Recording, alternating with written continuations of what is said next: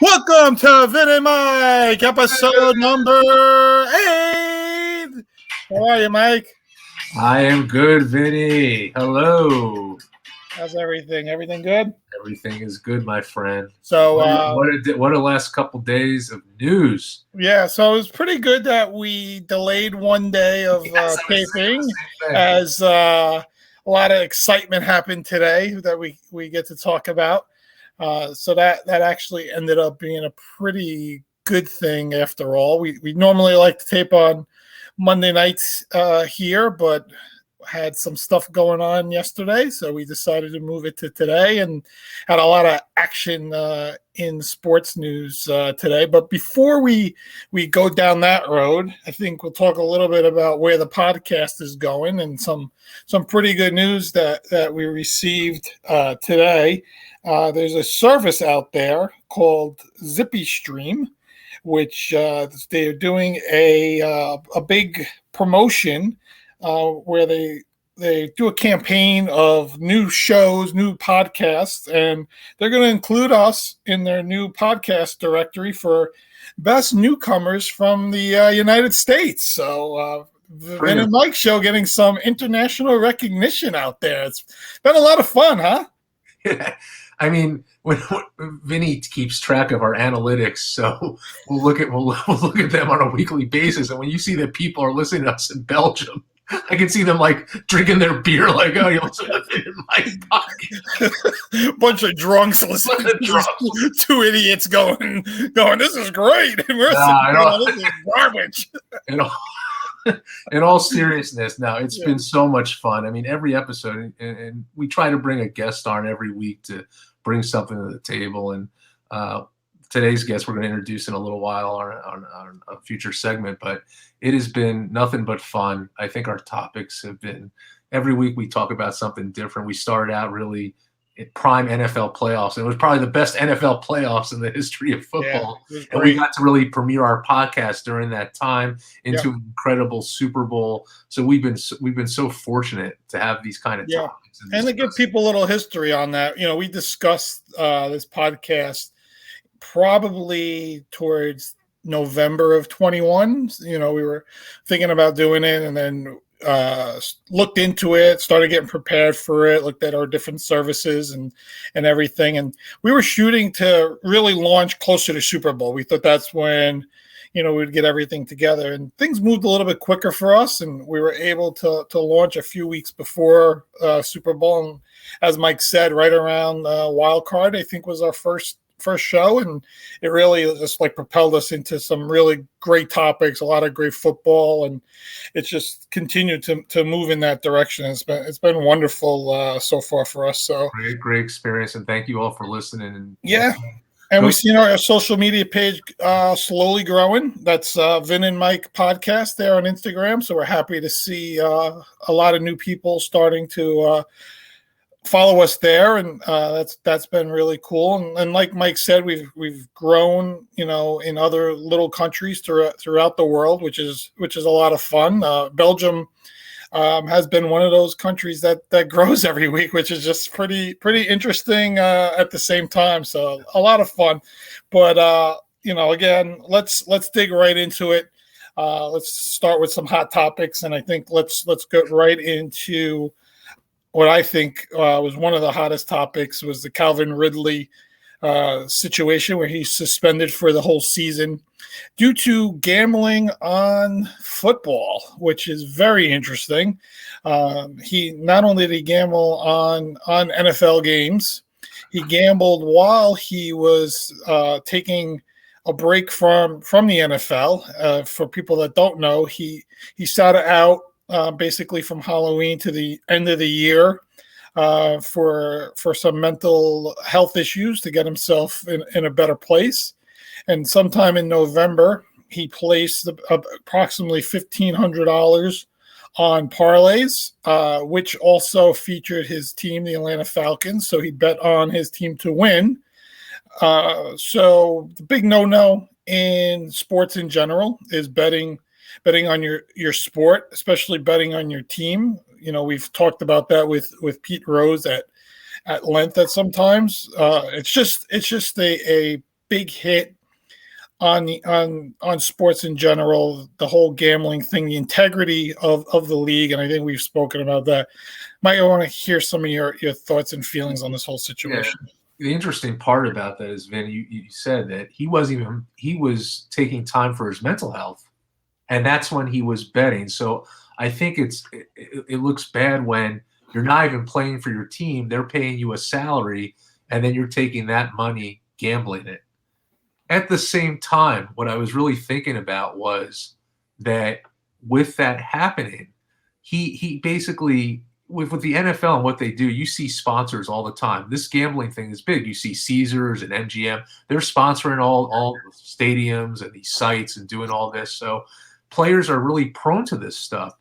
But I think with the NFL, I think his suspension was the right call in this case. But you have to look at every case individually. He bet on his own team, which was a big mistake. But if he was just doing, let's say, fantasy or something that was small, you have to look at every case in a different way. But it's in the rule books. They said no gambling. They take it very seriously. It's the legacy of the sport. You have to look at that. I think the suspension was just. But again, you have to look at the whole NFL. This is not going to be a one-time situation. No. This is going to happen again and again. That you're going to see this. Yeah. And the NFL, and now, especially when it's all over the place in the palm of your hand, how does the NFL get involved? And you have to look at every situation differently. You agree with that? Yeah, one of the things I found interesting right off the bat was when everything was announced and everything came down, his first tweet was, "I bet 1,500 total. I don't have a gambling problem." That's his first tweet after this all comes out. You would expect him to say, "I'm sorry, it was a mistake by me. I shouldn't have, I apologize to the NFL. I apologize to the Atlanta Falcons." He's sitting out there telling us he doesn't have a gambling problem, which makes you start thinking, here's a guy that's sitting out for quote unquote issues, right? Maybe those issues are a gambling problem. Maybe that was one of the issues that he has. And as soon as this all breaks, that's the first thing you say. It's like I'm putting up that defense right away that I don't have a problem. Don't think I have a problem. But I didn't even think about it that way at first. I was just thinking, here's a guy that was sitting out. Had issues, the whole thing.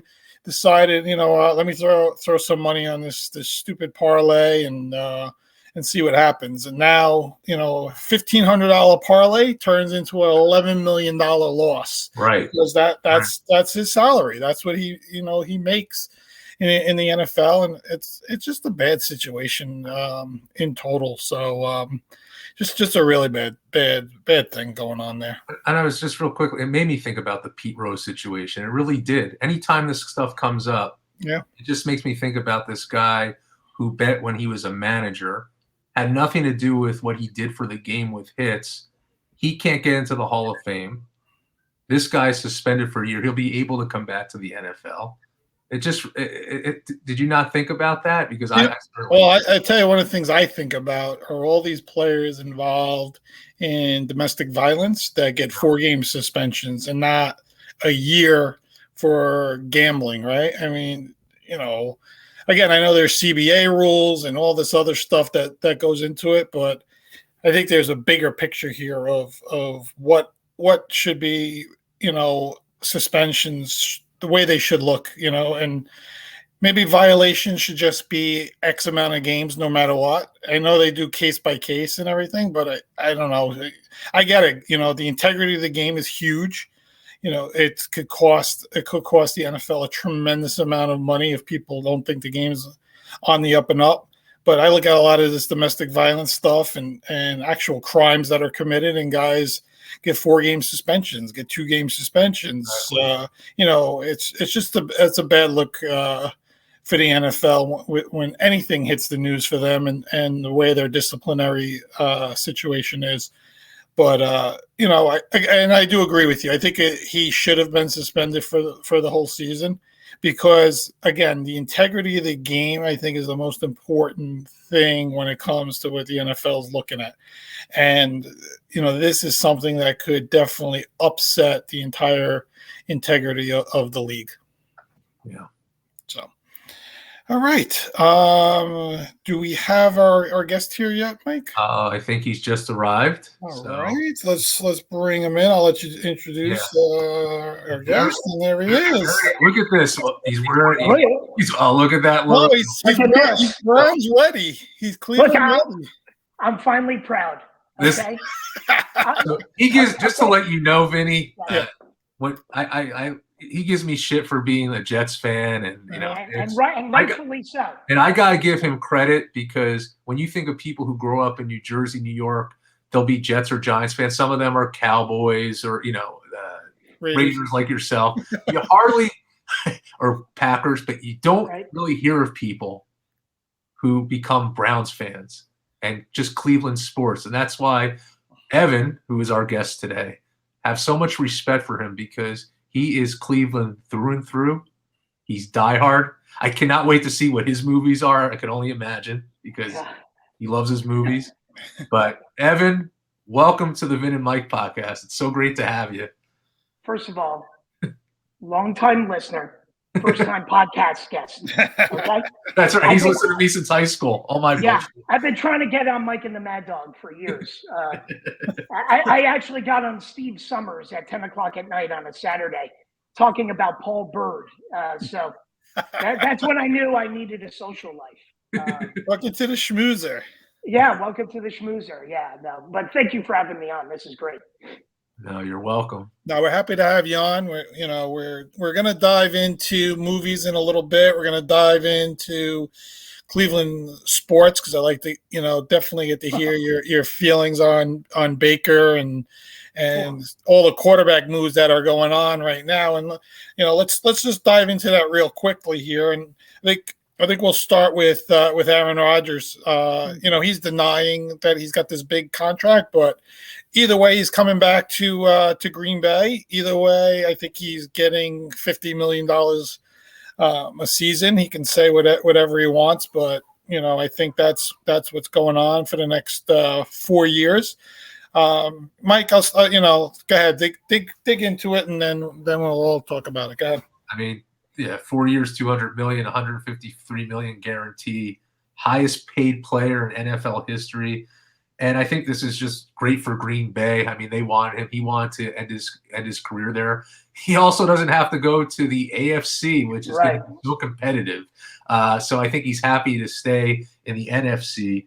But, when I look at this, Vinny and Evan, the postseason play has been mediocre at best. 7-9 in the postseason, 1-4 in NFC Championship. I think that for the Packers to really claim something great on this, they're going to have to win the championship. It's that or bust. That's it. It can't be any other thing. You invest this kind of money, they're putting it all on him. They have to win the championship the next couple of years. Was I surprised by it? Not really. I thought he was going to stay. Question is, can he bring him there? We'll see. But I think part of it was that he really wanted to stay in the NFC, because if he was going to have any chance to get there, this is where he wanted to be. I just personally think that all these games he's had in the postseason, there have been some up and downs, but the games were close. I mean, the weather was really rough. I'm not giving him the benefit of the doubt. I mean, you should beat Jimmy Garoppolo at home in the playoffs. But, I mean, I think their issue is they need another target on offense. He was so self-reliant on Devontae Adams. And Adams is a heck of a wide receiver. He put up stellar numbers. I know he's a top 3 wide receiver in the NFL, who I believe just received the franchise tag today. So, Aaron Jones was a little banged up, but, listen, it was a tight game. He's in a great division, like you said, Mike. Being in the NFC North, the Bears have Justin Fields, the Vikings, Cousins. We know where that's going. Yeah. We know Detroit's an interesting team. So, you got Detroit, you got Minnesota, Chicago. And so he looked at it, like you said, an easier path to get there. He is one of the top 3 best quarterbacks in the league. Maybe the best arm I've ever seen, next to like a Mahomes.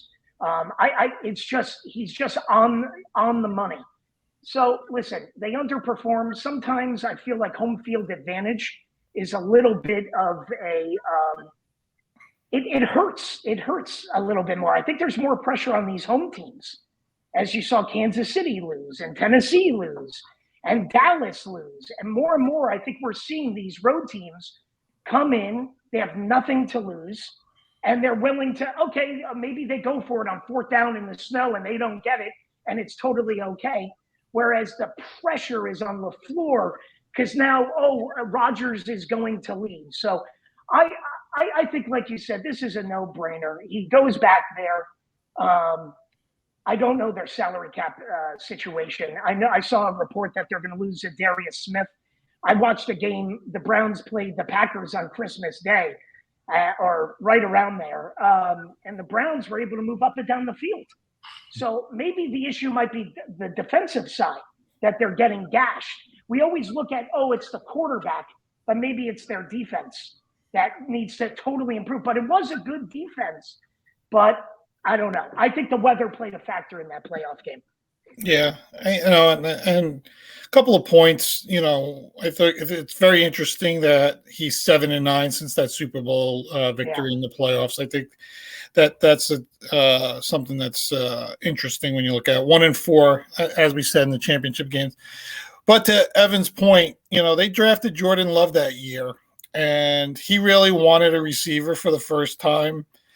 Be taken in the first round for him to complement Davante Adams. It was a big receiver class that season when guys were coming out. He thought he would be able to land one of those top tier guys. I think he was insulted by the Jordan Love pick. He hasn't said it, but he's won 2 MVPs since then. So he's basically, you wake up a sleeping giant sometimes, right? So, he wanted to prove that he's still the best quarterback in the league. And like Evan said, he's a top 3 quarterback. You probably throw the way Tom Brady's been over the last few years and Mahomes and then Rodgers, right? And then you can just fight whichever one of the 3 over the last few years you like better, right? But ultimately, the Packers had no choice but to bring him back. Where are you going to go and find a guy at that level to lead you with 3 consecutive 13+ win seasons, right? 2 consecutive NFC Championship games, and the ability to continue this moving forward, especially with Davante Adams being franchise tagged. And you do now have that opportunity to find another receiver to go with him, either via draft, via free agency. We'll see how the cap works out. I know, that's always up and down as the season goes along and everything. You paid him 4 years, $200 million. So you're basically locked into him until he's, I think, 42 years old. You got to probably make a decision now what you want to do with Jordan Love. He doesn't have a tremendous amount of value. You used a first round pick on him a couple of years ago. You're not getting a first round pick back for him. So do you keep him as your backup for another couple of years here? And then, what do you do with the guy? You're going to let him sit for 4 years? That's basically what you're looking at right now. I think they'll try to make a move there, try to get maybe some draft capital, try to free up some salary space in that direction. But I do like their running game. I like Aaron Jones and A.J. Dillon together. I do like what they've done with bringing Adams back. They're going to be solid again. And like you guys said, the NFC North is a disaster. We know, Kirk Cousins is, he's nothing in my opinion. Justin Fields, we're not sure where he's going. Even if he does get better, the Bears are going to take 2 years. The Lions are still 2 years from really figuring it all out. So he's got at least this next season to basically be a 1 seed again. And with the quarterbacks in the NFC compared to the AFC, his road to the Super Bowl is becoming easier and easier as time goes. It looks like the Rams again will probably be that team, maybe to be the blockade, because the rest of the NFC to me is not overwhelming at all. The AFC, when you now look at it, and Russell Wilson going to Denver today, which we're going to get into in a minute here. It's just a better path for Rodgers as a whole. Yeah. I got a fun nugget for you on Aaron Rodgers. So he was drafted in 2005. The first quarterback was Alex Smith, first overall, with the 49ers. Do you know who the offensive coordinator was for the 49ers in 2005? I think it might have been McCarthy, right? It sure was. Isn't that interesting that he was right in the area of watching Aaron Rodgers, and they went Alex Smith, and then ultimately he becomes his head coach. I thought that was really interesting. I mean, listen, he's a back-to-back MVP, 4-time MVP, 4-time first-team All-Pro. I mean, LaFleur's decision there against the Packers last year, against the Buccaneers. I mean, who knows? It's tough. He's a polarizing figure. I thought this year he brought too much attention to himself with the vaccination status. But he's a heck of a player. And, listen, they're going to be right there next year. It's just a matter of, can they get over the hump? Yeah. Are the Rams going to be just as good as they are? Will one of these teams from the NFC East get there? Because the NFC South is, without Brady now, it's open season there. It's interesting when you look at it, but when you give this guy the 4-year deal that you gave him, he's going to have to get to the Super Bowl. Now again, will he win it? Who knows? That's a whole different thing. But at this point, the amount of money they gave him, where he is, in his career, he has to get to a Super Bowl at this point. It's a legacy contract now. This is it. This is his shot at really cementing that legacy. We're not taking anything away from him as an all-time great, but it becomes legacy, right? When you look at top quarterbacks of all time, you always look at those Super Bowls. You always look at, those big games, right? Brady, Joe Montana.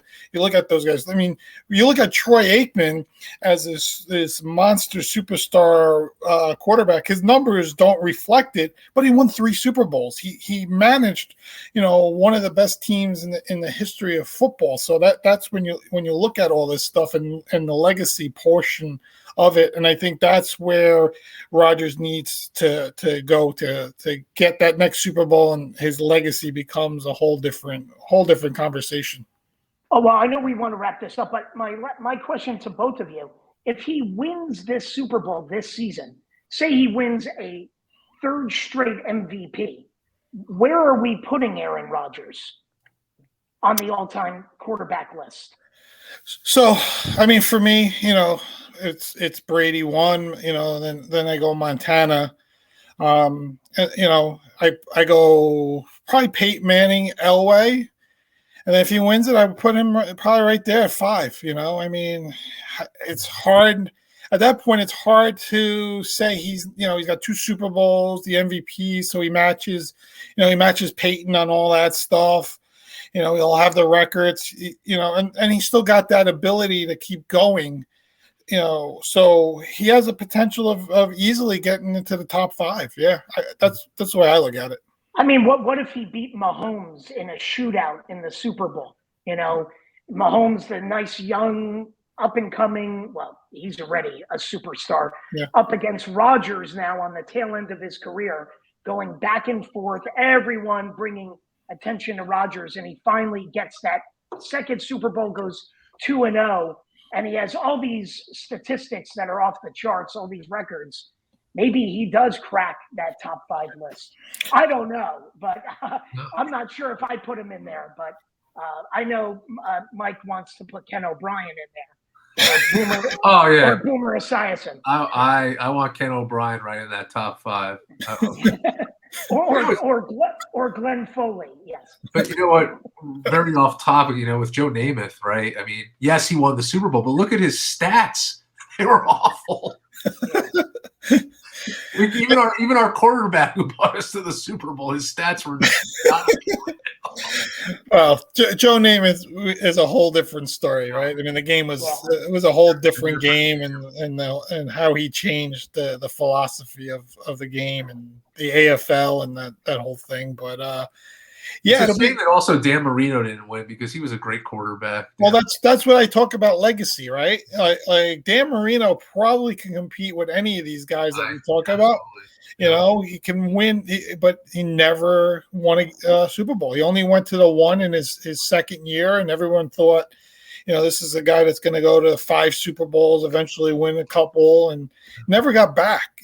Put up astronomical numbers, had one of the best arms, that you ever saw, but never got there. There's, people talk about the top quarterbacks. He just gets to the wayside. And it probably doesn't deserve to be there. He was as good as any of them. But again, those Super Bowls really, really matter when it comes to quarterbacks. Yeah. I got a question for you, Vinny. Yeah. Your Raiders. Yeah. How are they competing in this division this year with this? Well, it's kind of funny, right? It's a good segue to Wilson. Yeah. So it's definitely kind of funny, right? Because a lot of analysts think that Derek Carr at this point is a top 10, top 15 quarterback in the league, right? And even if you think that, he's still the 4th best quarterback now in that division. No matter which way you look at it, Mahomes, of course, is the best, and bringing Russell Wilson in there is the second best now. And Herbert's this up and coming young gun. Yes, he has to get to the playoffs and do all this other stuff. You got to remember, this was Derek Carr's first playoff game this year, so there's a lot that had to be done. I thought getting McDaniels was a good move and was going to help, but now Russell Wilson going to Denver is a huge move. And Denver made a trade here today, very similar to what the Rams did, getting Stafford. They gave up a lot to get Stafford when the Rams made that trade with Detroit, and Seattle has given Wilson, and Denver gave up a lot. They gave up 2 first-round picks. They gave up 2 second-round picks. They gave up Noah Fant, who I like as a tight end. They gave Drew Lock up, who I don't know what he's going to actually do in Seattle, but he's maybe a little change of scenery, a little upside. So they gave up a lot for Russell Wilson, who's not old, not young, but been to a couple Super Bowls, won 1, should have won 2 if they would have handed the ball off to Marshawn Lynch, but that's a whole other topic that we could talk about another day. But ultimately, I think bringing Russell Wilson in definitely propels them. I'll be interested to see how their defense plays next year. That Fangio is no longer the head coach. I thought he did a great job with the defense, so I know there'll be a little change there. They did trade Von Miller away, trying to revamp things and do things to that nature. But I like Russell Wilson coming in. They got Cortland Sutton, Jerry Jeudy, 2 really good young receivers. I think Russell will like them. Good running back, young guy Javonte Williams, and I think this is their opportunity over the next couple of years to make a move. Now, I haven't heard anything about an extension. I haven't heard anything to that nature. He has 2 years left on his current contract, which was for this year and for next year. So that'll be interesting for me to see. I wouldn't expect Denver to make this kind of trade and not extend them for at least another 3 years on top of those 2. But again, at the same time, I'm not sure. I know he still has to approve the trade. I just think that's a preliminary thing. I don't think they would have gone this far without having those discussions with him and having a list of teams that he wanted to be traded to.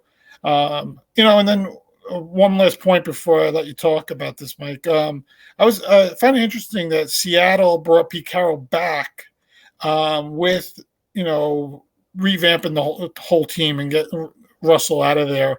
Be interesting to see if maybe Pete's just a holder for this season for them to rebuild a little bit, and then thinking about bringing in another coach, or is Pete gonna, I think he's 70. He just turned 70. I think he's 70. Yeah, 70. So a little older for a coach, been around a long time.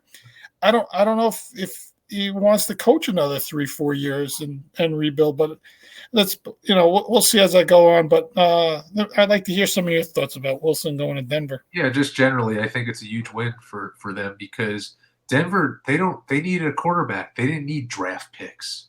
They have a great defense. They have an excellent running back. They didn't have to give up some of their people that I thought, Vinny, like you talked about, like Judy, KJ, or any of the DBs. So it's a big win for them. And I think that it's for Seattle too. I mean, by trading him, they got so much for him, for 2 first-round draft picks. I mean, come on. So they're going to rebuild, and there's a good QB class coming in the year. So I think both teams. I mean, I think it's wins for both teams for different reasons, and I truly feel that way. I don't think any team lost this trade. I think it made sense for the direction of both teams, and it'll be interesting what happens.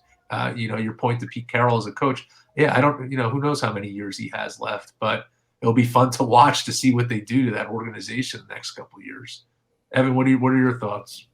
Well, I actually have a lot of notes on this, because Russell Wilson went to University of Wisconsin, where I went to college for that 1 year. So I truly love Russell Wilson, and now he's reunited with he didn't play with him, but Melvin Gordon and Javonte Williams in Denver. But if you look at their general manager, George Payton, he came over from Minnesota last year. He's been in the personnel department, assistant general manager for a long time. He's been with Minnesota. He was with Minnesota from 2007 till 2020. And what I looked up, which is really interesting, not that he was the one who executing these deals. Rick Spielman, the general manager, who he worked under, was the one ultimately responsible for the deal. But that doesn't mean he didn't play a role. Right. Take a look at who he brought in. He brought in Brett Favre. They signed him. They signed a veteran. They then, when Teddy Bridgewater suffered that horrific knee injury, they went and traded a first-round pick for Sam Bradford. People forget that. Right. Then they go and sign Kirk Cousins to a big contract. So they've been known to go out there and go get this big player. And I think there was just this thought that, Nathaniel Hackett, this coordinator who was with Aaron Rodgers, this is just so simple. But I think George Payton, who was with Minnesota, Green Bay wasn't so going to be inclined to trade him there. It's not getting so much back. So I think they looked for the next best thing. And you're right. I mean, Seattle sees where their defense was. They got a lot of problems defensively. It's no longer the Legion of Boom. And if you recall, as a Jets fan, the Jets traded Jamal Adams for 2 1s and a third. So now they don't have 2 first-round picks. So now the Seahawks need to recoup those picks. So they went and got those picks back from Denver. So now Denver's sitting there at pick 9, I believe. Seattle now at pick 9. They have an opportunity to maybe draft one of these quarterbacks, Malik Willis, who had a good combine, or Kenny Pickett. So they're looking at it like, hey, we restocked. We got the picks back. We still have Jamal Adams. Maybe that was a mistake. We got Shelby Harris. Let's retool it this way. Now, I don't know. Maybe Pete Carroll wants to go back to being the head coach of the Jets from the early 90s. But I'm not sure. One interruption, and if Jets management is listening to this show, I really hope the Jets grab DK Metcalf. Jets, because now is the time to do it. So, I hear Jets management's in Belgium. That's why we get those listeners from they're Belgium. listening to us. So get them. You got Jamal. We're gonna get DK. We're gonna get, that's it. Here's one more thing. They traded Von Miller to the Rams and got a second and third round pick. So they had 2 second-round picks. So they still have the second-round pick in this draft, Denver. So, and they have 2 good running backs. The offensive line is good. They lost Shelby Harris, but they have a chance to upgrade their defense. They have the weaponry with Cortland Sutton and Tim Patrick and Jerry Jeudy to operate. And so they're looking at it as, it's a difficult place to play there in Mile High. They got the kicking game. The special teams is good. So maybe they have a chance. The Chargers, who have the quarterback under the rookie contract in Herbert, they got to prove it first. They got the young head coach, and they haven't done it, but they have probably the best window because the quarterback is under that rookie scale. Yeah, they were able to re-sign Mike Williams today because of that. They gave him 3 years, $60 million. So that was definitely part of it. Is still having your quarterback under the rookie contract always helps. Talking about rookie contracts real quick, and you mentioned Sam Bradford. I always laugh that he was really the reason that they changed the way rookie contracts are given, right? And for first round picks. How much money do you think he made in his 10-year career as an NFL quarterback? Oh, you don't put me on the spot. Just take a quick guess. This is Sam Bradford. Oh boy, 10 years. Yeah. 15 mil, 16 mil. He made $134 million over 10 years. Why was I so off? Well, because he had the guaranteed contract. I didn't realize he had the guaranteed contract. He was the last guy that came into the league where they were paying like these astronomical first overall picks. I honestly had no idea. Monster money. Like he was making more money as a rookie than some of the top quarterbacks in the league at the time. So that's when the NFL decided to restructure. And then every place he went to, like Evan said, he went to Philly. I think he got like a 2-year, like $40 million deal to go there. They traded him to Minnesota, who picked up the second part of that deal. And then the Cardinals gave him a $20 million contract to go there and stink up the joint for a year. And the guy was probably the best paid guy to not win nothing in that's ever. Really interesting. Yeah, that's crazy to me. Honestly, yeah, it's crazy. But I'm interested in seeing if Russell Wilson gets an extension and if he's going to ask for Aaron Rodgers kind of money. I think Aaron Rodgers has set the bar really high, getting $50 million a season. You got a lot of young guys that are going to be coming up in the next few years, including Josh Allen and like Evan said, Herbert and these guys. It'll be real interesting where these contracts go. And last point about, sorry to interrupt, the last point about Nathaniel Hackett, the new head coach. He's the son of Paul Hackett, legendary coordinator. Nathaniel Hackett was the Jaguars offensive coordinator when they went to the AFC Championship game with Blake Bortles. And then he goes to Green Bay with Aaron Rodgers. So this is a perfect fit for Russell Wilson. He's dealing with an offensive mind who's been in the league. He was the offensive coordinator with the Bills before the Jags. So I think this is going to be Denver's an interesting team to watch here this season. I think they can make a serious run because this isn't Herbert, who's a young star without experience. This is a guy who's been to 2 Super Bowls and won one. And like you said, Vin, he should have won the second one. Yeah, absolutely. All right. Those were the top headlines. And today a lot came out. And, Evan, like we were telling at the start of the show, normally we record on Mondays and our hot topics probably would have been the missed 3-pointer by Julius Randle or something. But we had a lot to talk about today. A lot of big news broke today.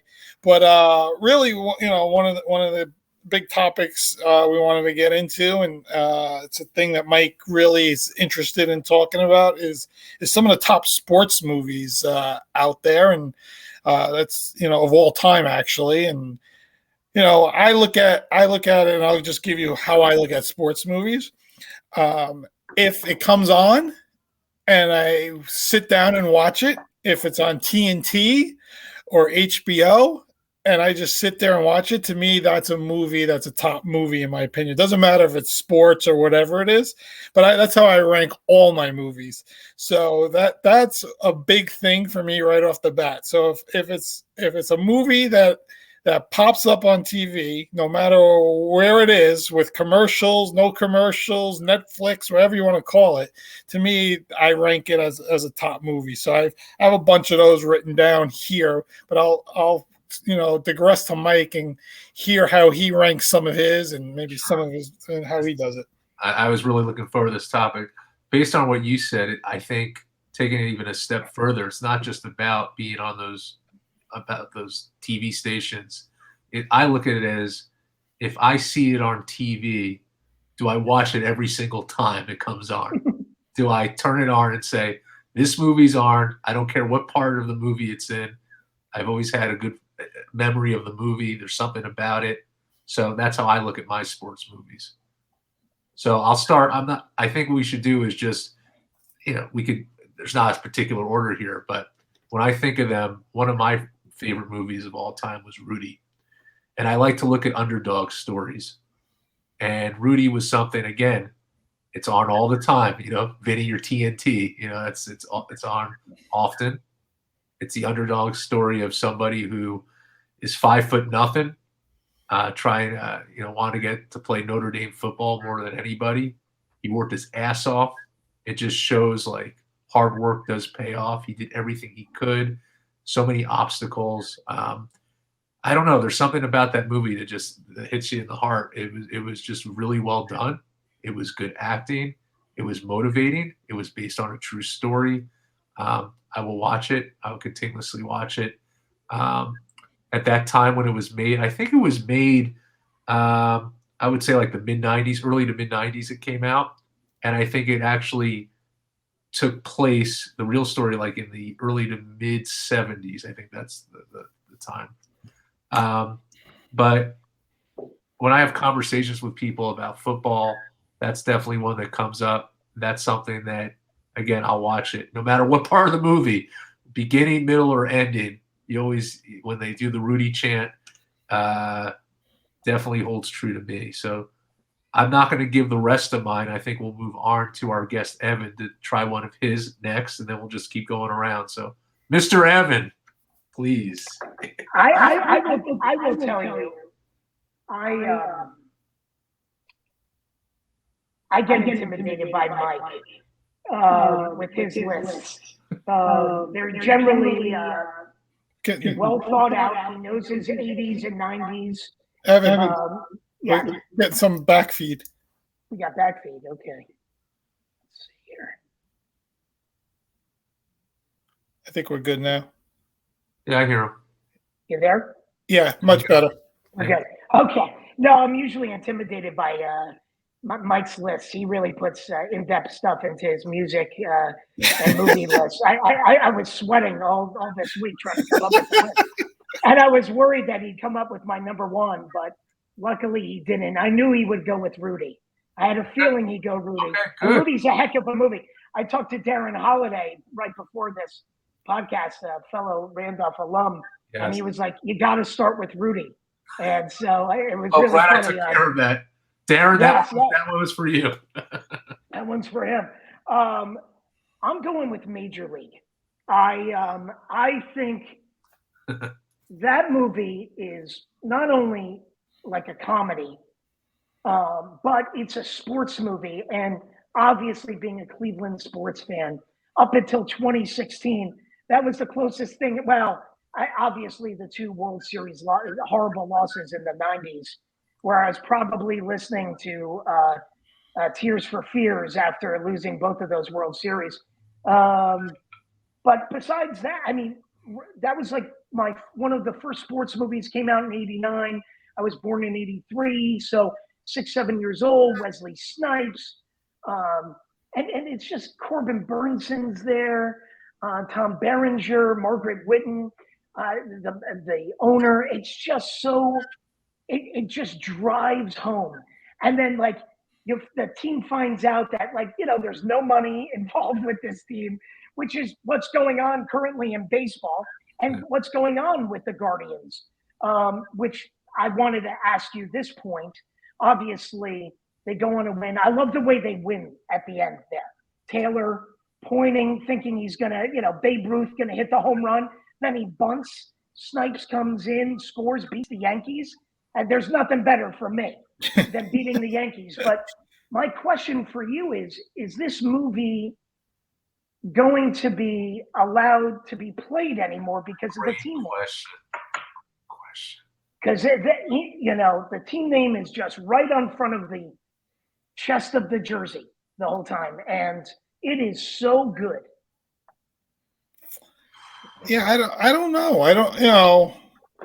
I'm not sure if you're going to see that in the future mainstream, right? I mean, I would think you still see it on cable because there's a lot of things on cable TV that are not what you call quote unquote politically correct. From all kinds of stuff. So I would think it continues to be something you would see on cable, but I don't know if you would see it, like I said, on a TNT Saturday at 5:00 on a Saturday where nothing else is on, right? But I wonder. I don't know. I wonder, like the Washington Commanders, the new football team, if they go and break a record that was held well before the Washington football team, I think forgetting the past of a great player who had nothing to do with the team name and not showing the footage if you have it, I could understand both ways.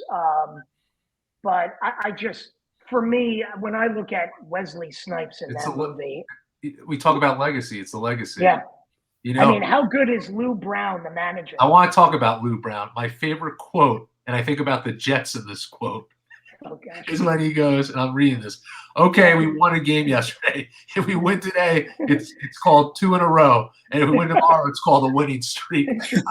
And when Todd Bowles coached the Jets, or even so many coaches, I would think about that quote.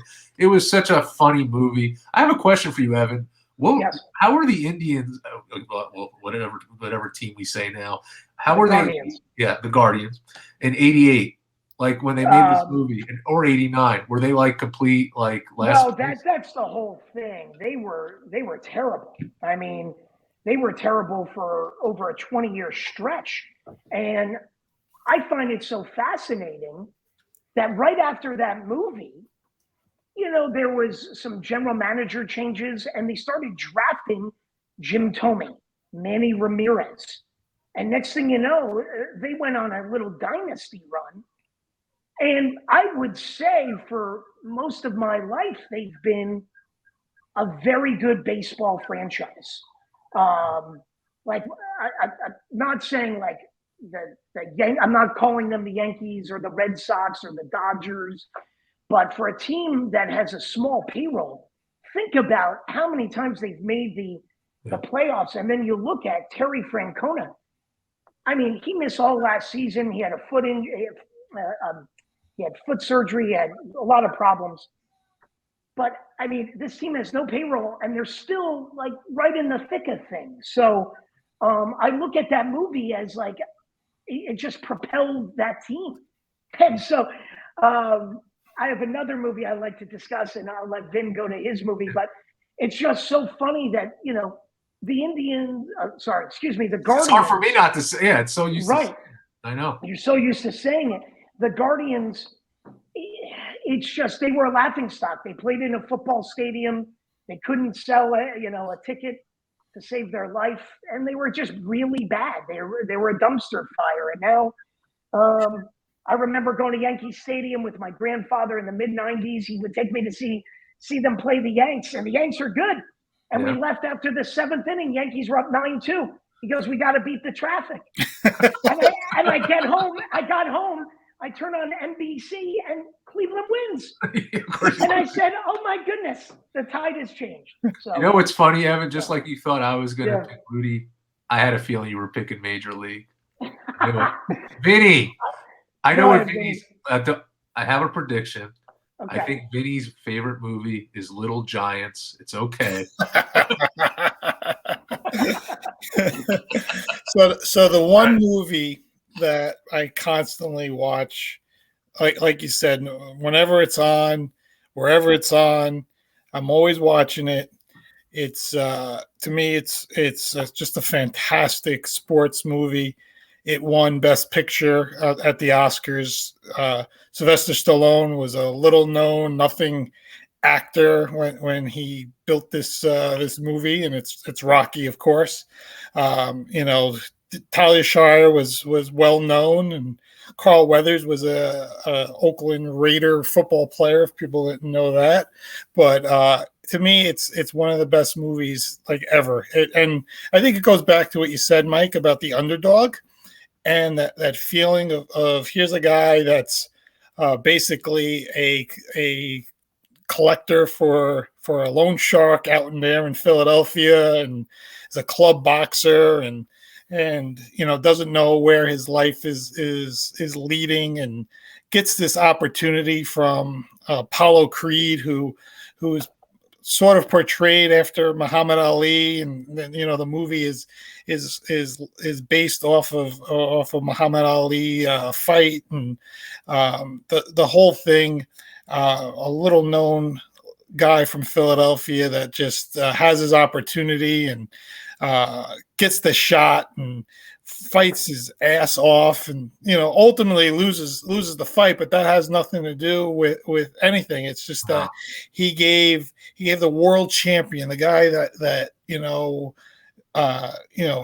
everyone knew, the greatest ever, the heavyweight champion of the world, which back in the 70s, to be the heavyweight champion of the world was like the biggest honor. Like whoever the heavyweight champion was in boxing from probably the 1950s all the way till Mike Tyson, was like the most well-known person in the world. It's still a huge title to this day, right? People listen about Tyson Fury and Anthony Joshua and Deontay Wilder, but not as big as it was back then. And here's Apollo Creed, the superstar, and gives the shot to Rocky. And I don't know, everything about it is just is great. The whole scene of him running through the streets of Philly with the up the steps of the museum, the music. I think the music in Rocky is just legendary. That whole theme, to this day, every time I hear it, I still get pumped up. I feel like like I want to run, and go do something. It just makes you feel good. The whole movie, just a great movie. I just love everything about it. Yeah, and what's great is Sylvester Stallone had so much faith in that movie that I think they wanted him to sell the rights of it, and he knew it was going to be successful. And he's like, "No, I'm not selling anything. I believe in this," and kept it through all the way with his writing. And yeah, I don't think they wanted him to even act in it. I don't think they wanted him anything to do with it. Oh, but incredible! It launched a whole new career of Creed, Sylvester Stallone, and everything. Say it spun off like of course, the Rocky movies, then Creed, which was also really good. I mean, it's just. Yeah, it just continues. Yeah. All right, my second movie, another underdog story. This was about a coach who was a failed coach, and he got a second chance to redeem himself from a small Indiana basketball team, and that is Hoosiers with Gene Hackman. Again, when it's on, between how it began at the beginning, trying to get his team together. To Dennis Hopper played a drunk in that movie. He actually, there's a trivia on this. He actually drank for real to just really he spun around to really to play that part, which was amazing. But just again, underdog story, small Indiana town basketball team had one great player, this guy Jimmy Chetwood, who set out, and they didn't want to give Gene Hackman, Coach Norman Dale, a chance. The town wanted to vote him out, and then this guy comes to a meeting saying, "Well, if you fire the coach, then I don't. If you fire the coach, I'm not going to play." And it was just a really feel-good movie. How the team really came together, how they were going to, how they had such a successful season. One of my favorite moments of the movie is when they went to the big championship and they played in a small town, Indiana, and then they went to a championship to a big school. And Gene Hackman comes out, he measures the floor, he measures the basket. He goes, "Well, guys, it's still 10 feet. We're just in a bigger stadium." I just thought that was brilliant. Very well done. The writing was excellent. The movie really came together. It's something, again, that's aren't often. Some people will say to me that it was overrated.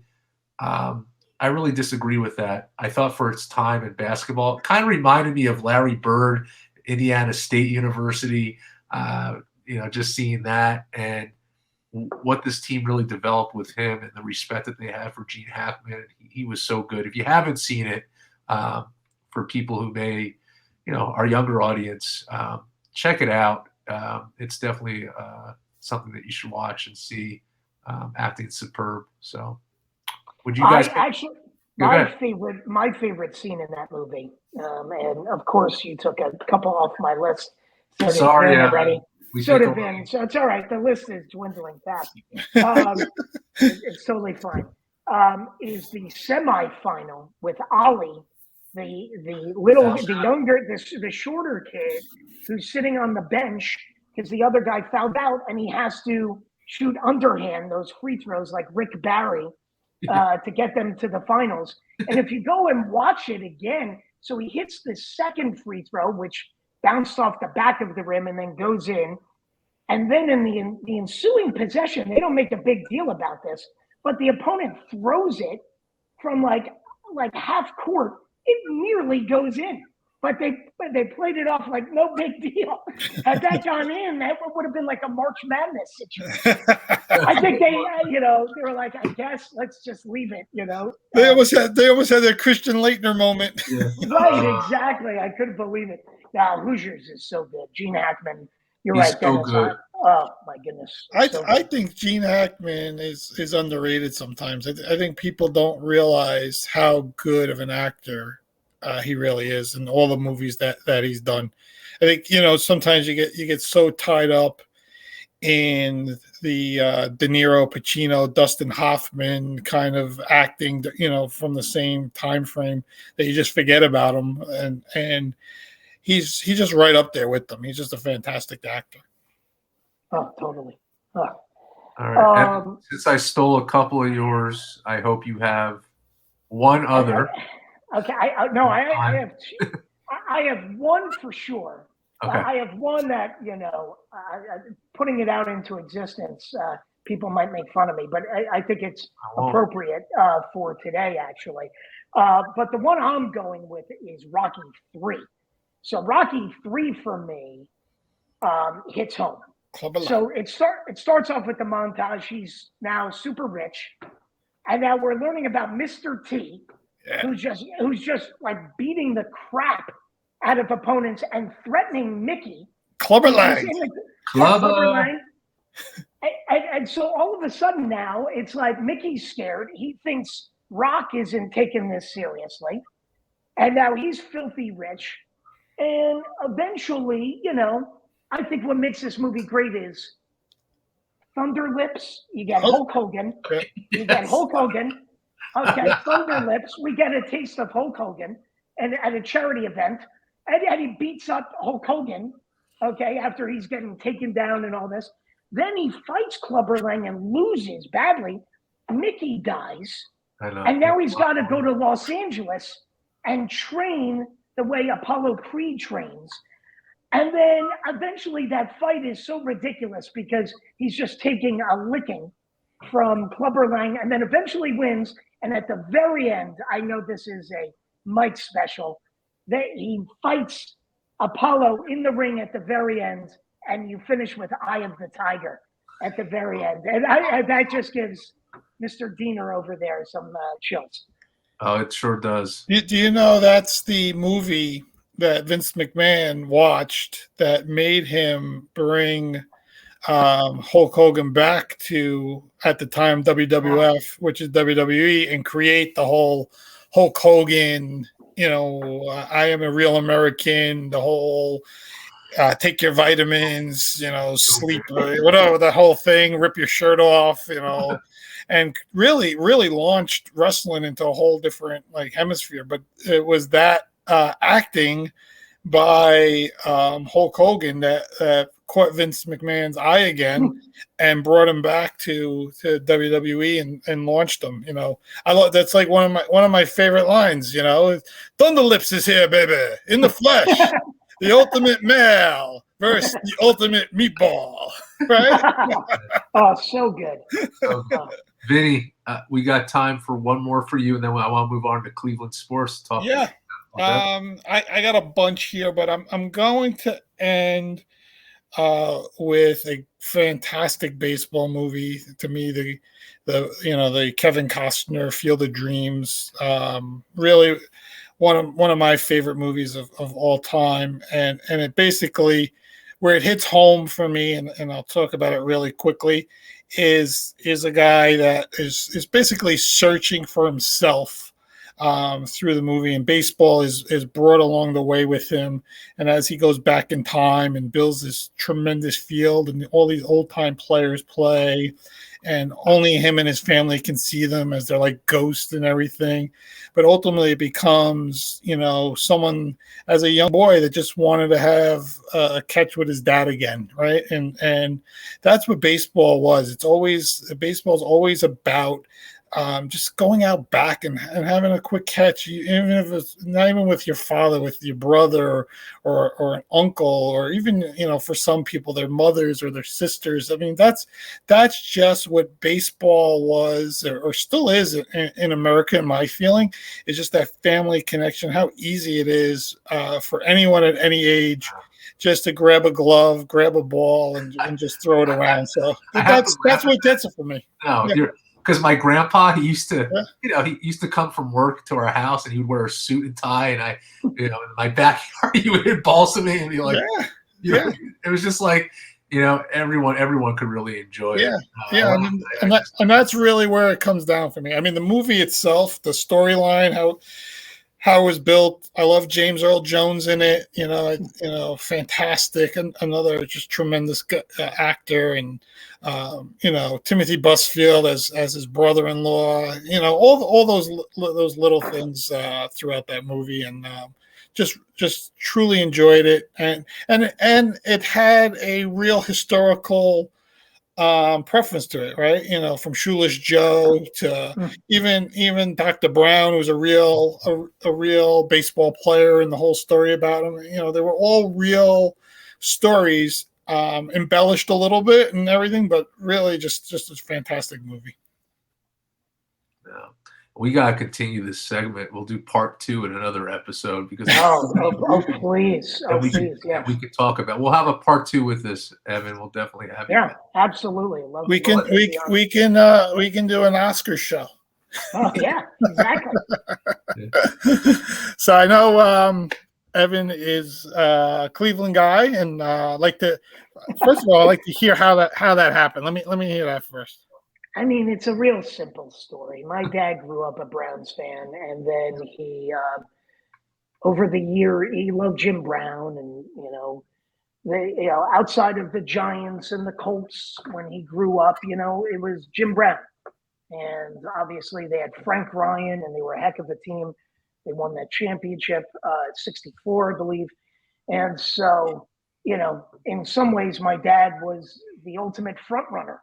They were always so good. And then when he got me into the Browns, they ultimately became just like Mike Diener's team, the Jets. And so I'm living misery for many years, up until last year, the playoff I got in the playoffs a couple of times that I recall. But ultimately, because of my dad's love for the Browns, he got me into them. And then I turned and loved the Cleveland Guardians, which I'm going to learn to say, and the Cavaliers, who I really adore. I grew up a New York Rangers fan. Mike knows this. In '94, they won the Stanley Cup. Messier left. I stopped following hockey. And recently, because I've been out here on the West Coast, I'm not even kidding you, in their inaugural season, I called my friend who's a big hockey guy, and I said, I'm not a Rangers fan anymore. I'm adopting the Vegas Golden Knights. And they went to the Stanley Cup in the first year, and they've been a good team. They're a little up and down right now. So everyone mocks me for that. They're like, oh, you should have stayed with the Rangers. Probably, but I got my Stanley Cup in '94. I beat those lousy Devils at the end with Matteau. But no, so I just have loved all the Cleveland teams my whole life. Mike knows it hasn't been fun. I actually saw the Ravens-Giants Super Bowl in 2000 with Mike in his basement, and I was so upset because that was the Browns.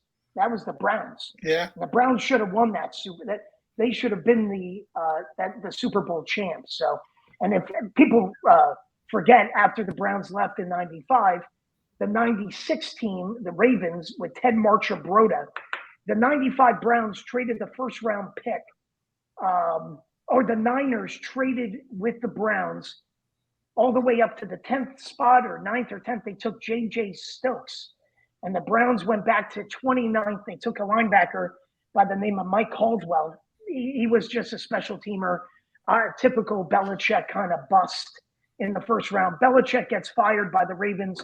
They hire legendary Ted Marchibroda. And if you guys know, the Ravens' first draft, they picked 4 and 26, Jonathan Ogden and Ray Lewis. So that was a gut punch. So temporarily, I liked the Ravens. But, I mean, I really didn't. And so when the Browns came back, I fully embraced them. But, I mean, it's been tough. 2 1-15 seasons and 0-16 season. I mean, I thought it couldn't get worse. But I like the trajectory right now. You know, we'll see. The quarterback thing is, they were the initiators of the quarterback dilemma. They couldn't find one, right? There was the fan that had the 20 quarterbacks, starters the Browns had, and now everyone's got this problem around the NFL. So I think the Browns weren't set up to succeed in '99. They did make the playoffs there in was it 2002 under Butch Davis, had a heartbreaking, typical Cleveland loss to Pittsburgh, where I couldn't eat that night. Another blown lead. So yeah, I mean, I really enjoy it. You know, luckily 2016, Vin and Mike, that was a crazy year for me. The Cavs come back from 3-1. I still, you know, I'm going to live in the past because it's never going to happen again. So they won that championship. And then coincidentally, the same year, the baseball team's in the World Series. And now, while I get in arguments all the time, it was heartbreaking. I'm not denying it. But after all that losing for Cleveland to win the NBA title 4 months earlier, I was able to, you know, not be so devastated. But, I mean, it was gross. I mean, we got home run by Rajay Davis off Chapman. I thought, man, that was one of the crazy World Series. You have the Cubs and Cleveland, 2 franchises. They haven't won in, who knows, 50, 60 years or more. What am I talking about? 100 plus for the Cubs. But, you know, Cleveland was at 70 years. So that's what was so crazy. So I want to just, before you guys ask me a couple questions, I listened to your last show. And at one point, you guys were discussing these dominant teams of the early 90s playing up against the Knicks, but you failed to mention the Cleveland Cavaliers with Mark Price. I should have gave Brad Daugherty respect, Evan. I apologize. And Mark Price. Yeah. How about Mark Price? And Steve Kerr, Mark Price today would have been the way he hit 3-pointers and at the free throw line. You know, he was one of the legends of the pick and roll. Steve Kerr mentions that because Kerr played in Cleveland right before he went to Chicago. So Doherty, Nance, and Hot Rod Williams and Mark Price. I loved it because I used to go to the Continental Brendan Byrne Arena and see Drazen Petrovic, and rest in peace. He was a star. He was a star. Mark Price. Mark Price. I don't think he ever missed a free throw. That guy. I mean, no, he was unbelievable. He was unbelievable. You're right. I think the thing that I always remember about Cleveland was Craig Elo. When he said, I figured out a way to shut down Michael Jordan. And I think Jordan put 60 something up on him that night. I think people forget though, in that series, Cleveland was bullying them in Chicago. They were a unique team. They are, in some ways, they were not like the Pistons team with Rip Hamilton that won, that didn't have that blue chip superstar, but they had this well-rounded 18 thing. And I used to watch the Knicks in the 90s and they would lose to the Cavs. And I would just be like, how is this happening? Because the Knicks were so special. But now you have Julius Randle and Barrett. So things are on the up and up. Who they're going to trade in the offseason. Right. No, it would have been interesting because in '89, in that fifth game against the Cavs, Michael Jordan hit that shot at the buzzer. Cavs played him tough all series. So I just wonder if and then the Knicks lost to the Bulls in the semifinals. But like you said, Atlanta, Indiana, Detroit, Chicago. I mean, every team had some kind of superstar representation. Vinny and I were talking about this. It was very different back then. Every team you're starting to see it now in the Eastern Conference. You are a little more. Philly, Milwaukee, Boston's coming on strong. Once again, you didn't want to mention my Cavs with Chris Garland, Jared Allen. It's okay. I know you guys don't like the Northeastern Ohio. I understand. No, I'm just teasing. But yeah, I mean, all these teams, they all have players, and even Atlanta, who's in that play-in game situation with Trae Young. I mean, they could easily slide in there. And Miami's been incredible under Spoelstra. Yep. I mean, they're all in it. The East is wide open. I'm telling you, anything could happen in the playoffs. Evan, my question. I love talking nostalgia with you. Always do. Yep. Do you remember between baseball, and the Cavs and do you remember your first Cleveland game? Where it was, and it's so funny. I went to a Cavs game in the early 90s. I think the Cavs actually lost, not surprising. When I attend games, they tend to lose. But I actually went to a practice at Drew University. The Giants used to practice, and they scrimmaged with the Browns. And they played a preseason game there. Interesting. And so I believe, if I'm not mistaken, I'll talk to my father after this. It was either Brian Brennan or Webster Slaughter gave me. I mean, the Browns had these great wide receiver names: Brennan, Webster Slaughter, Reggie Langhorne. I mean, these are unbelievable. And the guy gave me, his. I don't know. He gave me gloves, or he gave me a towel or something.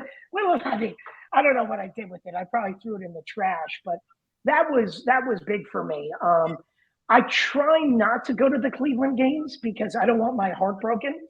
But of course, I finally went to Cleveland for the first time in the 2000s. I saw the Browns beat the Raiders with Derek Carr in Cleveland. This was like right when Carr was drafted his rookie year. And then I saw the Browns play the Broncos with Peyton Manning, and the Browns lost in overtime. And little did I know I was on the CBS broadcast screaming at the ref over a bad offsides call. Yeah. I'd like to get your feelings. Who I think are two of the most underrated players in the history of football is Frank Minifield and Hanford Dixon. I think they were fantastic cornerbacks for Cleveland during their during the 80s there, and I'd like to get some of your feelings about them. Okay, first of all, they were amazing, and they created the dog pounds. They were the originators there. They're really special. You couldn't throw the ball on them, and they were playing legendary quarterbacks. My issue, and I think what holds them back, Dixon was drafted in the same year as Ronnie Lott, and Dixon was very highly touted. I think the issue ultimately for the Browns with those two guys will be looked upon as the drive. And that Elway was able to go down the length of the field on them. And I think that's where their legacy is kind of tarnished a little bit. But, I mean, look, you couldn't throw on them. You couldn't. But I think the Browns' problem, and Ernie Accorsi, who was with the Browns at the time, said they didn't have a pass rush. And up until Myles Garrett, Clay Matthews led the Browns in sacks, okay, up until like the last year. So that's crazy to me. So you're putting a lot of the onus on the cornerbacks and the safeties to do the work. And for the most part, Minifield and Dixon did it. But, you know, unfortunately, you know, I bet you if they were drafted by the 49ers, you know, maybe their legacy would be that they're Hall of Famers, that they're the best. But Dixon and Minifield, and that's the thing. I didn't really grow up watching that in the 80s. And coincidentally, the game before the drive in the AFC Divisional, they played the Jets in the Marathon by the Lake, where the Jets should have won that, and they choked away a big lead, and the Browns came from behind and win in overtime. And Kozar held the playoff passing yards record for the longest time. And it was against the Jets. And then they go and play the Broncos, where they should have won the game. And they should have been in the Super Bowl. I'm not saying they would have beaten the Giants. But, I mean, that was devastating. And not to mention, you know, Ernest Biner and the fumble and everything he's had to go through. LeBron brought him on at the parade. LeBron brought him to the parade to celebrate, to like get over it. But I don't know if you ever can. I mean, he won a Super Bowl with Washington, but I don't know if you can ever get over that. No, those are one of those plays that'll always be shown and as part of history, and it's like the poor part of history, right? It's like Bill Buckner with the ball through the legs, right? I mean, as much as Boston brought him back after they won the first World Series and embraced them and everything, I don't know if you ever get over that, from a personal standpoint. It's just devastating when you look at it, especially that it's constantly mentioned and it's the thing you're most known for. Like no matter what, it's the thing you're known for. You can look at Ernest Biner's career numbers, right? You know, great numbers. Many years had fantastic years and everything, but you remember for the fumble, you know, Buckner. Isn't it crazy that Buckner and the drive? We're talking 86. Wow. Yeah, I mean. Yeah. Two memorable sports moments. Did Buckner play?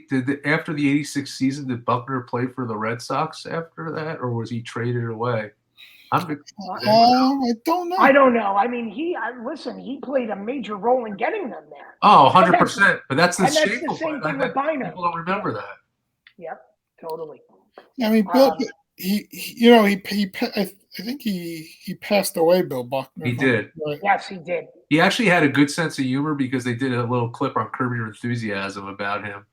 They honored him after the Red Sox won the World Series. Yeah, I don't know which one, if it was the first or their second one, but they brought him out and he threw out the first pitch. It was pretty emotional. So he came back in '87, but was traded to the Angels halfway through the season. But he actually finished his career with Boston in 1990. Really?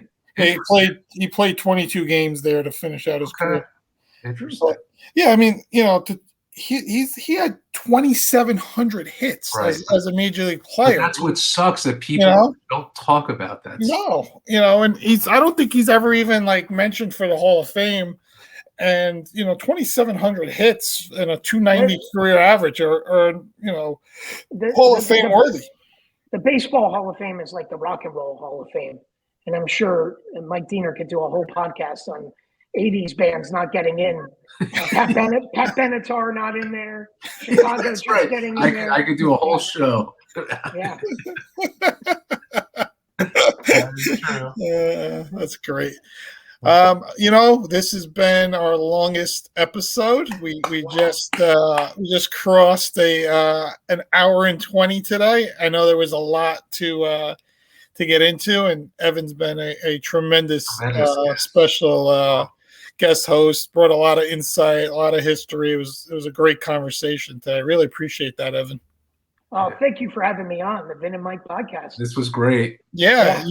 Maybe this podcast will be the one that Zippy Stream is going to launch. That word is so to all their 10,000 people that there's going to get the mention of our podcast as the best newcomer podcast in the U.S. So I hope we're on that. Yeah, so we're excited about that. I'm just joking, but we are excited about that. So that's going to be fun. But again, Evan, thank you for your time today. We'll Absolutely. The one thing we try to bring in new people, but I think eventually we're going to bring back some of our older guests that we've had on and repeats. And believe me, you'll be on, especially as we get into hopefully baseball season. Yes. We could talk a little Guardians baseball and second part to our movies. And then, and we want to do part 2 because I still have one. I still have 1, 2, 3, 4. I have about 6, 7 movies still written down. So of course. But yeah, we'll definitely have to do that. Mike, any last second things you got? No, this has been great. It's nice. The Knicks actually won 2 straight, so I'm just in a good mood. This was I love again, the hot topics, and then moving on to our movies, and then talking about Evan and Cleveland sports. That's what's great about this podcast. Different topics that everyone can relate to. So we appreciate everyone tuning in, and it's a lot of fun doing this every week. So yeah, we do, and we will be back on our normal schedule next week, hopefully. We'll, but we should be. But again, thanks, Evan, for everything. Mike, have a great night, and thank you, everyone, and take care. Bye, everybody. Bye.